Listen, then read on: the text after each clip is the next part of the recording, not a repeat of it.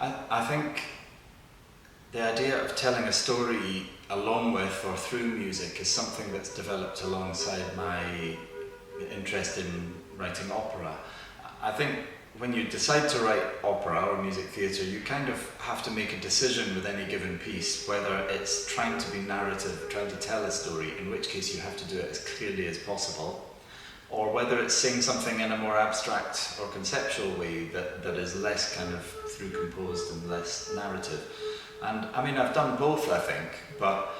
there's something for me particularly intoxicating about the idea of telling a story through music and in music. And I've found that the more I've written opera, the more it makes its way into my non-opera compositions as well, that there is a sense of narrative, there's a sense of direction, there's always a consciousness of actually thinking about the listener and what they're experiencing and trying to think about how the work is going to come across to them. Now that's something as a kind of young composer, hardcore modernist, I resisted thinking about that to a certain extent, and I said, well, I have to write it the way I'm going to write it, and the audience can take it or leave it. Now I think through opera I've really realised that you can tell a story and still be innovative and still say the things that you need to say.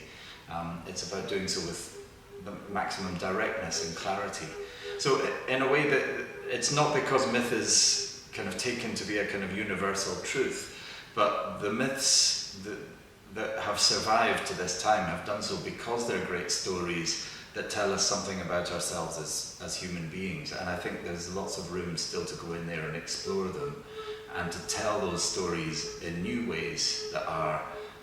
speaking to us living in the 21st century.